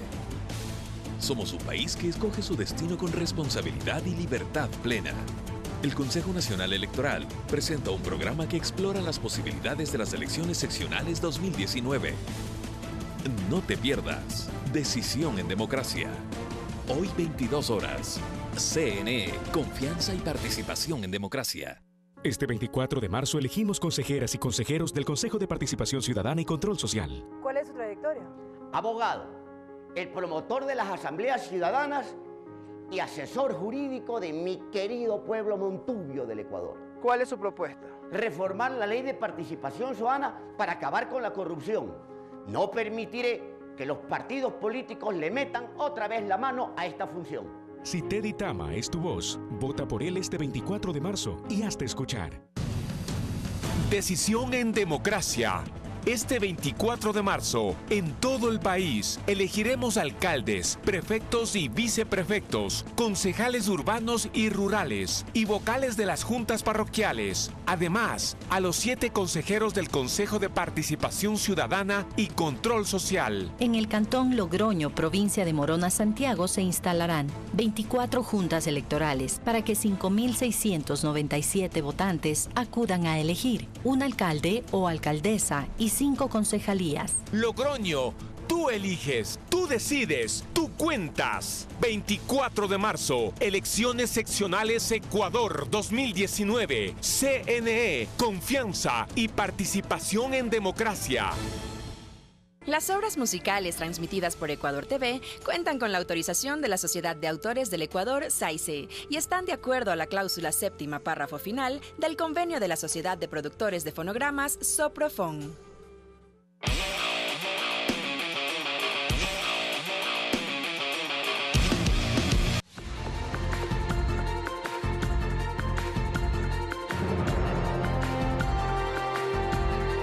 Seguimos con ustedes en Telediario. Ya tenemos nuestro segundo bloque de información para revisar lo que sucede en distintos sectores del país. Precisamente nos vamos al centro y norte de Guayaquil, donde pues estos sectores se ven afectados por las constantes lluvias. Los moradores pidieron a las autoridades mejorar el drenaje de sus barrios.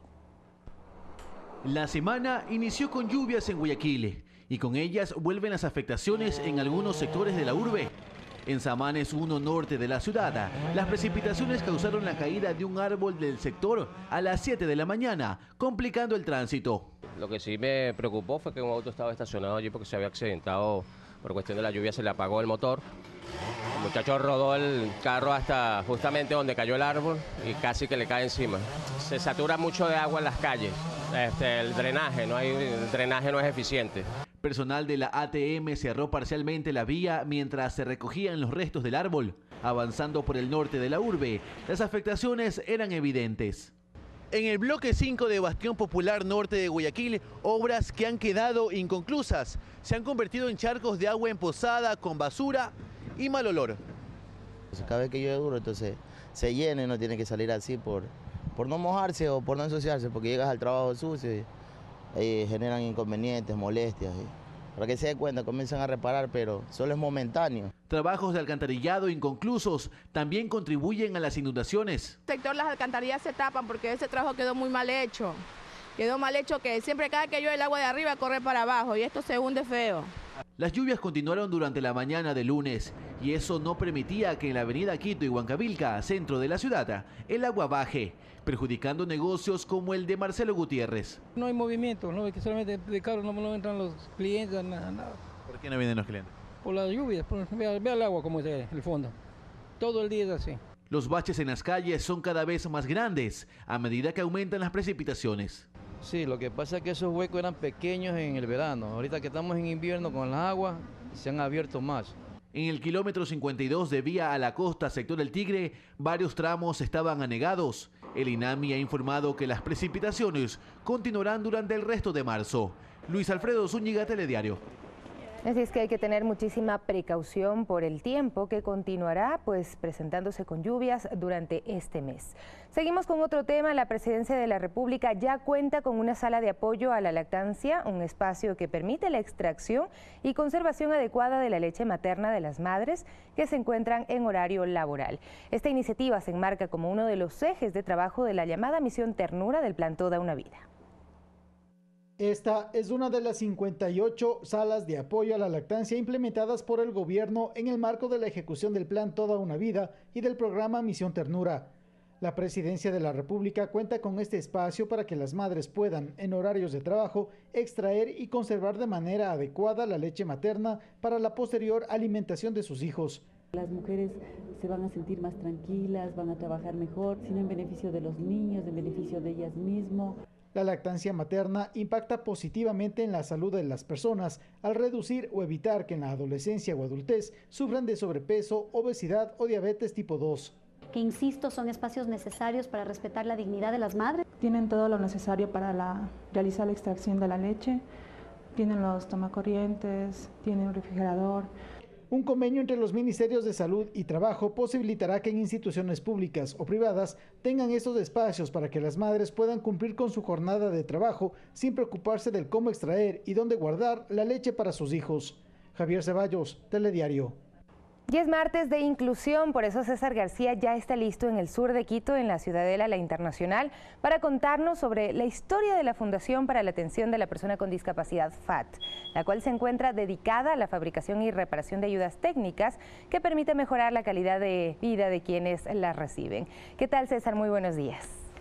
¿Qué tal, Sofía? Y de la mano de una persona también con una discapacidad, conocedor de lo que se siente enfrentar la vida de esta forma y que ha puesto todo su conocimiento a favor de muchas otras personas con discapacidad que pueden acceder de forma gratuita a un proceso que se realiza acá en la Fundación y de esta manera poderles entregar una ayuda técnica acorde a sus necesidades. Esto es FAT, como tú decías, estamos acá en el sur de Quito y vamos a dar esta breve introducción presentándoles a Agustín Marín, quien precisamente ha estado durante más de una década realizando este trabajo en favor de estas personas. Buenos días, Agustín, gracias por acogernos acá en esta mañana bastante fría, pero con el calor humano de quienes están sirviendo a las personas con discapacidad. Cuéntanos, ¿desde hace cuánto están realizando este trabajo?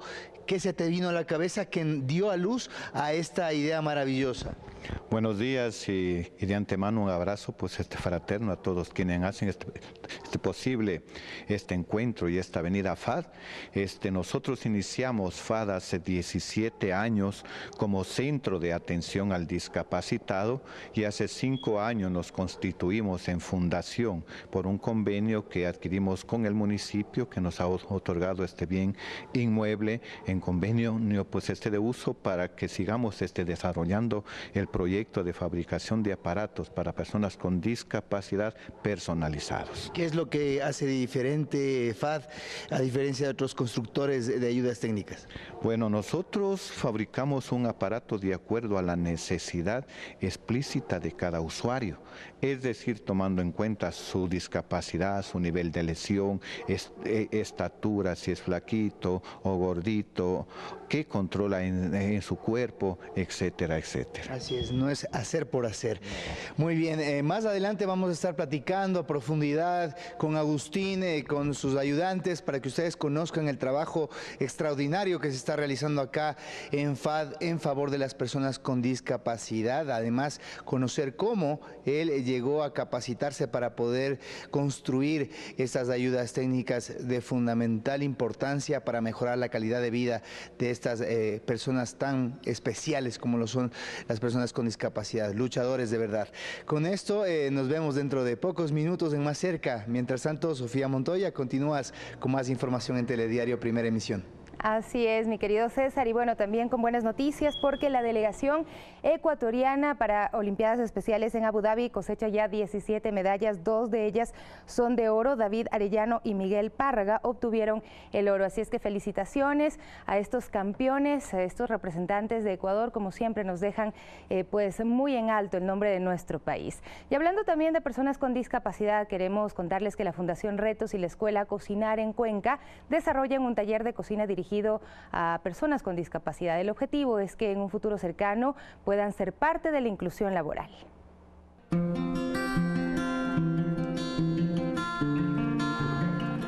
En este taller aprenden panadería, pastelería y cocina.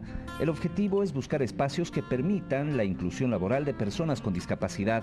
Generar de aquí a un poco tiempo un café-restaurante, una galería, en donde puedan, por un lado, presentar sus productos que van a elaborar y también exponer arte, exponer música, porque hay chicos que desarrollan otras destrezas y otras capacidades también. El reto es implementar un restaurante en el que ellos cocinen, atiendan y hasta busquen independencia financiera.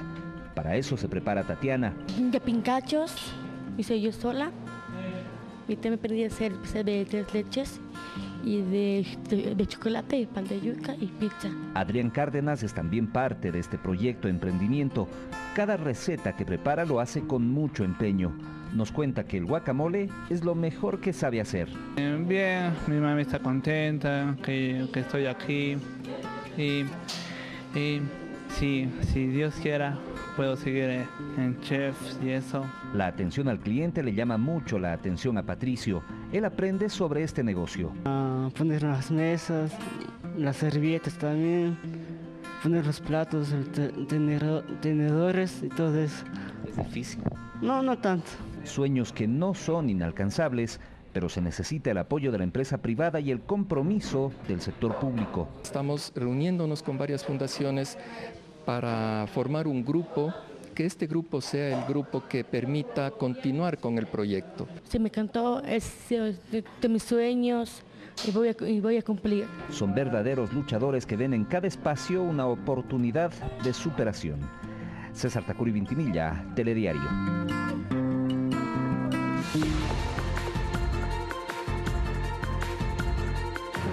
Y en las noticias del mundo, las autoridades indonesias elevaron hoy a 89 los fallecidos y 74 los desaparecidos tras las inundaciones que golpearon el sábado la provincia indonesia de Papúa, en el este del país.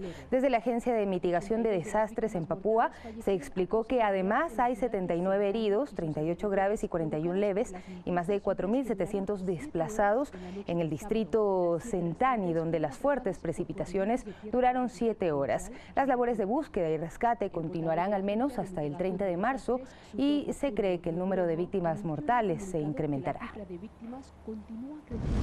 La oposición colombiana y organizaciones sociales se manifestaron este lunes en Bogotá y otras ciudades del país para respaldar el acuerdo con las FARC, luego de las objeciones hechas por el gobierno a la ley que define las atribuciones de la Justicia Especial para la Paz. En otro tema, la policía de Bélgica cortó la mañana de este martes 2 calles del barrio europeo de Bruselas, ambas cercanas a la sede de la Comisión Europea, por un aviso de bomba que resultó ser una falsa alarma. Cerca de 30 agentes, entre efectivos de la Policía Municipal y Federal, artificieros, bomberos y personal médico, se desplazaron hasta el lugar de la alerta. Las fuerzas de seguridad abrieron una investigación para determinar el origen de la llamada. El barco Mare Jonio del proyecto Mediterránea Saving Humans y con bandera italiana se transporta con 49 inmigrantes rescatados este lunes en el Mediterráneo. La embarcación espera que las autoridades de Italia autoricen su desembarco, aunque ya el ministro de Interior, Matteo Salvini, adelantó que se negará.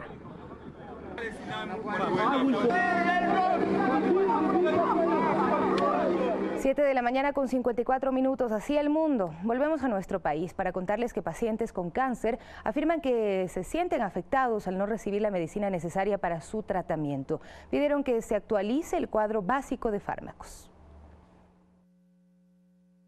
El linfoma de Hodgkin es un tipo de cáncer que ataca el sistema linfático. Eso es lo que hace 2 años fue detectado a Colón Sánchez. Desde entonces le fue recetado un medicamento para su tratamiento. Sin embargo, afirma que no lo ha recibido, pues no se encuentra en el cuadro básico de medicamentos, afectando su salud. Ellos establecen que la medicina que me deben de suministrar es la Brentuximab vedotin, la cual no está dentro del cuadro básico de medicinas. Entonces, de alguna manera, tienen que ellos suministrarles, porque hablan de que en la Constitución el Estado vela por la salud de los ecuatorianos. Como Colón, existen más casos de pacientes con algún tipo de cáncer que afirman no recibir su medicina, pues el cuadro básico de medicamentos no se actualiza hace 6 años, por lo que la consideración de los pacientes es obsoleto. En este marco piden su actualización a las autoridades de salud, porque es casi imposible acceder a estos fármacos de manera particular. Porque uno a veces le dice, está bien, si usted no hay aquí, dígame el nombre para comprarlo afuera. En vez el médico dice, no, es que eso no te lo van a vender afuera. son medicamentos muy delicados. No te van a vender afuera. Y yo tampoco no te puedo dar una receta para que lo compres afuera, porque esos medicamentos se dan por hospitalizaciones. La Fundación Esperanza y Vida presentó hace más de 20 días una acción de protección en la Defensoría del Pueblo por el caso de 5 pacientes. Acción que falló a favor de ellos, ordenando al ministerio la entrega de su medicina. Pero hasta hoy no se hace efectivo. Somos seres humanos que necesitamos medicación, por favor, necesitamos la medicación para ellos, porque con la vida de ellos no se puede jugar. El Ministerio de Salud ya ha solicitado una actualización del cuadro de medicamentos que actualmente está en revisión. Ha entregado ya a la ministra de Salud, el Ministerio tiene que evaluar esta entrega que ha hecho el Consejo Nacional de Salud y la Comisión Nacional de Medicamentos, y a partir de eso convocar a un directorio del Consejo Nacional de Salud para que se apruebe el nuevo cuadro de medicamentos. Luis Alfredo Zúñiga, Telediario. 8 agentes de control metropolitano del municipio de Quito cursaron con éxito la capacitación internacional de búsqueda de personas con vida denominado Arcón.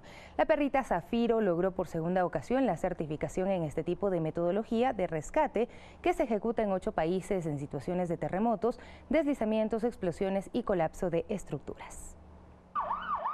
Es la simulación de un desastre. Se reportan víctimas entre los escombros, pero no se sabe dónde pueden estar ubicadas. Y son los amigos de 4 patas los encargados de esta tarea. Su poderoso olfato localiza a la víctima y ahí es cuando entran los rescatistas a complementar la labor del can.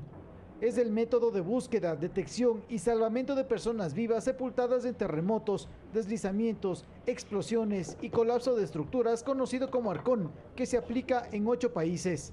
Pero la efectividad de encontrar personas con vida nos garantiza que en cualquier evento, sea natural o de carácter antrópico, tenemos y estamos garantizando que si es que existen personas con vida bajo escombros, bajo tierra, estos animalitos con la conducción del ser humano pueden darnos la felicidad de salvar una vida.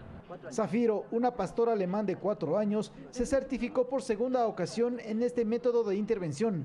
Ella forma parte del equipo especializado del Cuerpo de Agentes de Control Metropolitano del municipio de Quito, que se capacitó en el método Arcón. Nosotros somos certificados como guías para intervención en catástrofes, sí. Especialmente la especialidad nuestra es de búsqueda en estructuras colapsadas. La metodología Arcón se sostiene en el entrenamiento para los canes en 7 técnicas que optimizan sus niveles de autonomía, motivación, concentración y olfato en espacios difíciles de acceder y de escasa visibilidad. El ejemplar, al estar más concentrado y por esa motivación mantener eso durante días, ¿qué le ocurre? Su rendimiento perceptivo olfativo es máximo y eso marca la diferencia entre la vida y la muerte. Javier Ceballos, Telediario. Y con esto nos despedimos, amigos y amigas. Muchísimas gracias por permitirnos acompañarles en Telediario. A las 13 horas, recuerden, tenemos todas las noticias que se desarrollan durante la mañana. Y por supuesto, ahora los invitamos a quedarse en compañía del programa Más Cerca junto a Jánica Merchán y Arturo Barriga. Hasta pronto.